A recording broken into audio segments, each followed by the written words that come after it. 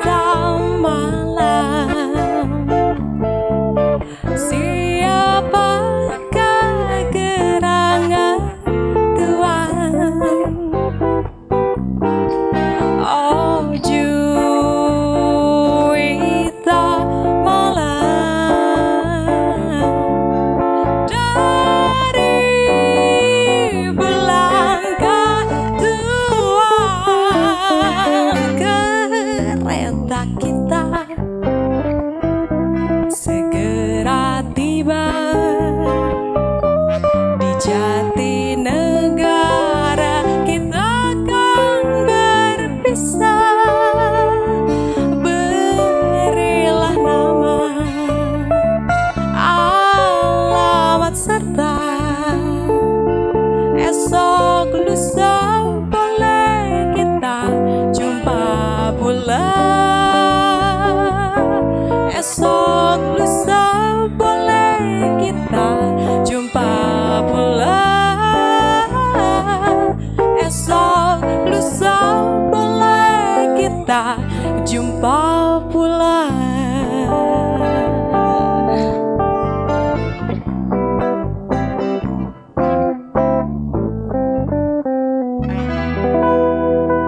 Oke, tepuk tangan.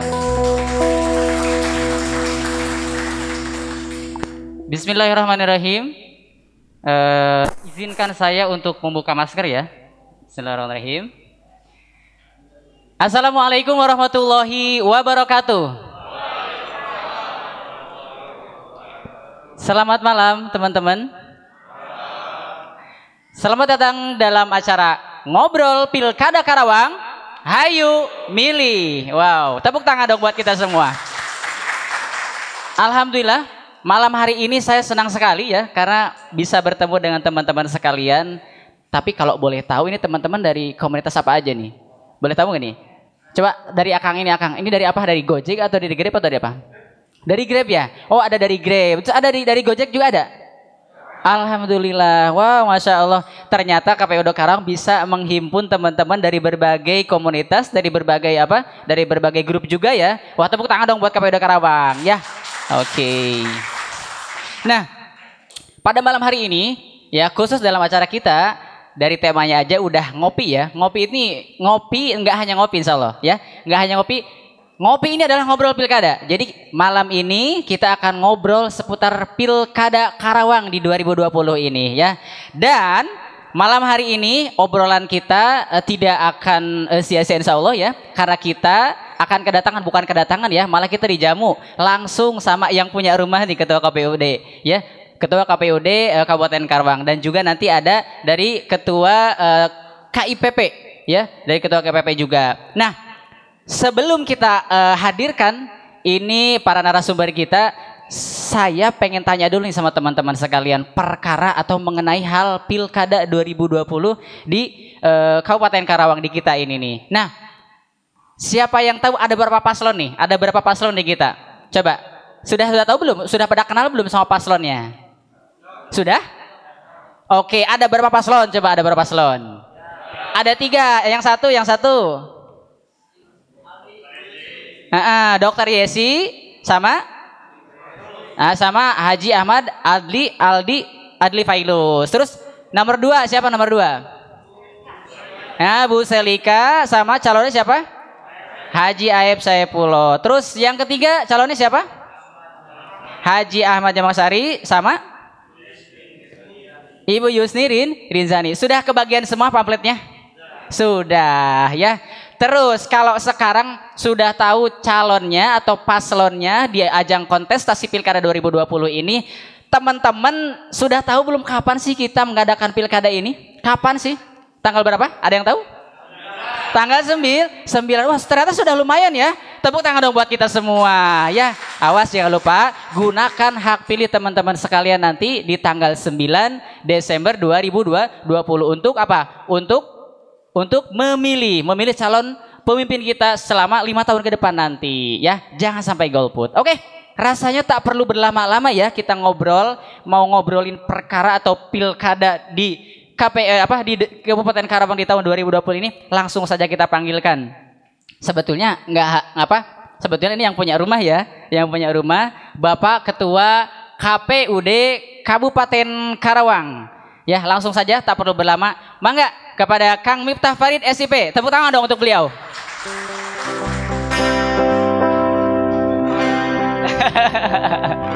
Kang, sehat. Masya Allah. Monggo, silakan. Oke. Wah, aduh mohon maaf sekali ya. Dan tak kalah istimewanya dengan beliau, dengan Kang Farid, kita juga kehadiran atau kedatangan seorang tamu, narasumber yang sangat spesial juga. Kalau beliau penyelenggaranya, kalau ini pemantau pemilu atau pilkada 2020 ini. Beliau adalah Ketua KIPP Kabupaten Karawang. Beliau adalah Kang Fiari Muklas Mubarok atau biasa dipanggil Kang Aden. Tepuk tangan dong buat Kang Aden. Monggo Kang, monggo. Wow, Masya Allah. Kang, sehat? Wah, alhamdulillah ya. Spesialnya malam hari ini kita sudah diundang, dijamu langsung sama Akang ya, sama Ketua, sama Kang Farid, juga sama Ketua Pemantau juga ya dari KIPP ya. Oke, rasanya tak perlu berlama-lama kali ya. Monggo kita langsung aja nih, kita langsung eksekusi ini. Mau nanya apa ya? Kita tanya dulu ke Kang Farid kali ya. Monggo Kang ya. Nah, monggo Kang mic-nya. Pertama, sehat Kang Farid? Insya Allah sehat, alhamdulillah. Nah, monggo silakan dibuka kalau untuk berbicara maskernya, takutnya akan. Boleh ya? Boleh. Saya izin buka masker. Persilakan. Monggo. Alhamdulillah. Nah, gini loh Kang Farid, di tengah pandemi Covid 2019 ini KPU tetap menggelar pilkada nih secara serentak ya, yang akan dilaksanakan pada 9 Desember nanti di tahun 2020. Nah, bagaimana sih persiapan KPUD khususnya Karawang ya, KPUD Karawang dalam menyelenggarakan pilkada ini nih dengan protokol kesehatannya bagaimana?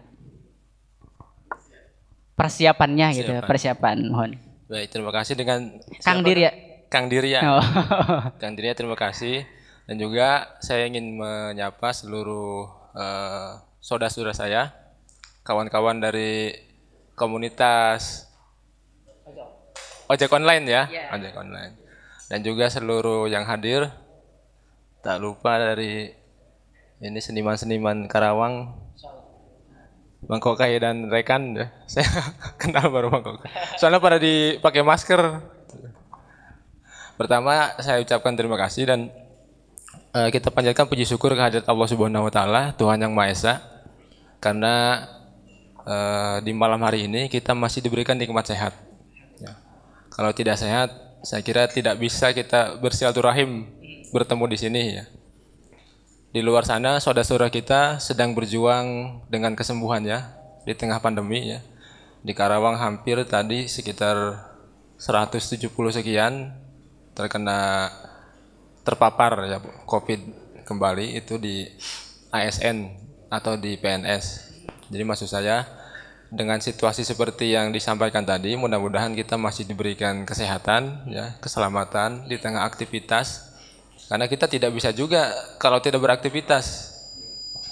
Bapak Ibu punya keluarga, ya, punya orang tua dan harus bergerak terus agar tetap survive dan bisa bertahan selama pandemi ini. Sebelum ke pertanyaan tadi, kesiapan KPU Karawang, Saya sungguh berbahagia bisa hadir di tengah-tengah kita sekalian karena ini sungguh di luar perkiraan ya. Saya kira biasanya kita berbicara dengan mahasiswa atau dengan teman-teman komunitas yang lain, tapi sekarang di hadapan kita, di tengah-tengah kita sudah hadir rekan-rekan atau saudara-saudara kita dari komunitas ojek online. Sedikit saya ingin coba sampaikan bahwa siapapun kita, Kang, ya, siapapun kita, dimanapun kita berada, apapun profesi kita, saya kira kita tidak boleh apatis terhadap situasi atau tidak peduli dengan situasi, khususnya dengan politik ya. Jadi saya mengajak jangan apatis terhadap politik. Kenapa? Karena seluruh kehidupan kita tidak lepas dari produk politik, Pak.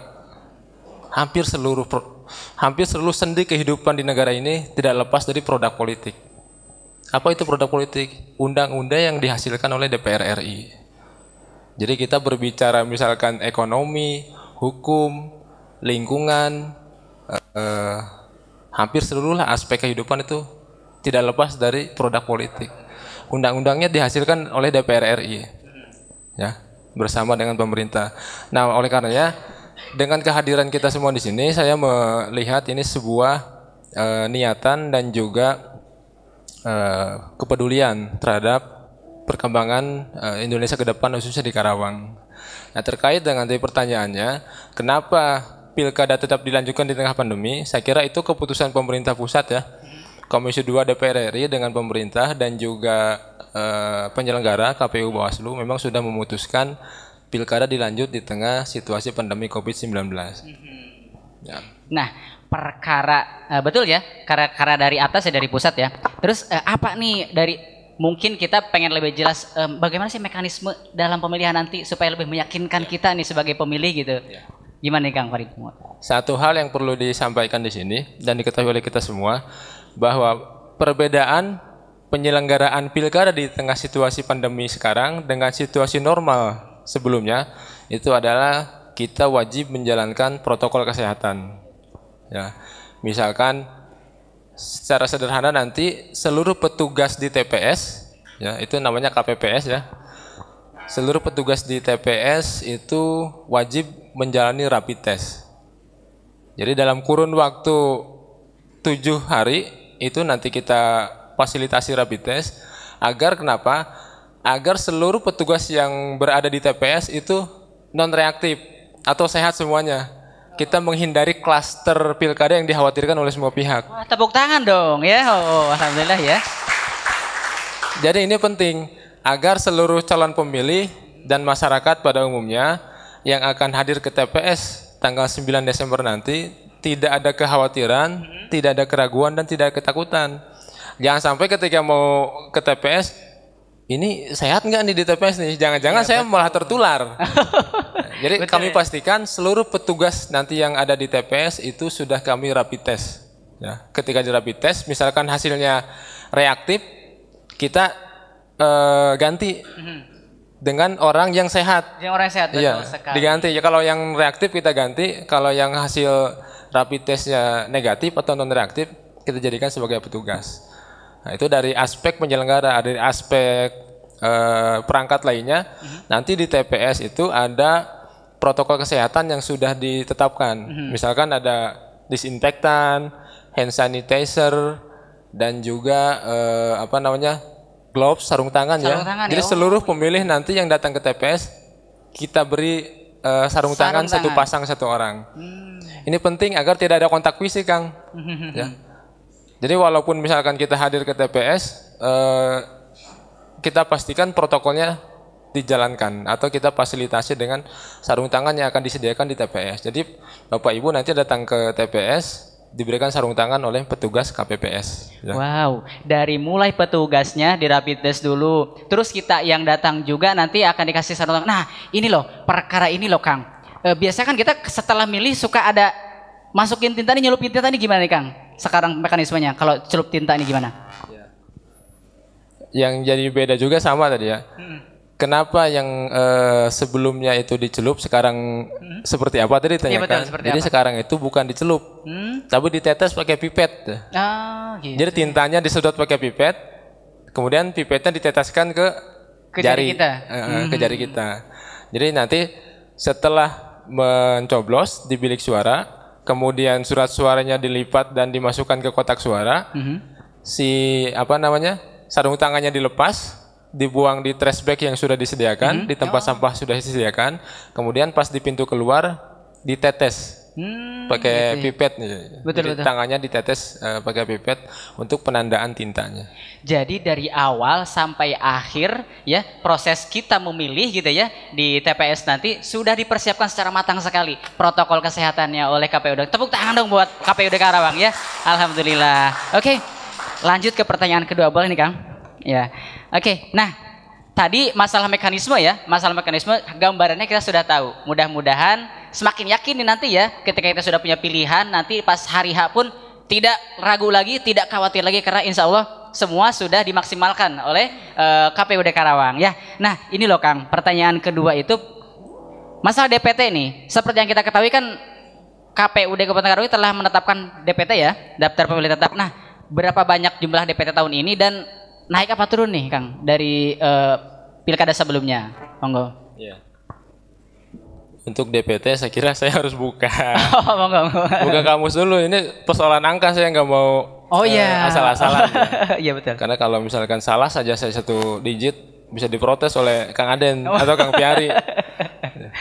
Jadi Kang Piari ini salah satu tokoh ya yang memang menjadi pegiat demokrasi. Jadi beliau ini kalau tadi saya simak profilnya sebagai Ketua Komisi Independen Pemantau Pemilu Kabupaten Karawang, Kang ya, betul ya? Pada saat pendaftaran kemarin Sekjen KIPP itu hadir ke sini Kang Kakak memantau langsung proses pendaftaran pasangan calon di Kabupaten Karawang. Kang Kakak ini kebetulan berasal dari Subang, jadi sama-sama orang Jawa Barat. Sekarang beliau sudah Sekjen KIPP dan kemudian kalau tidak ada persoalan ke depan, kemungkinan beliau ditempatkan di luar negeri nanti untuk salah satu pemantau proses demokrasi. Nah, sekarang untuk Kang Aden nih, hapunten ya Kang Aden. Boleh panggil Kang Aden?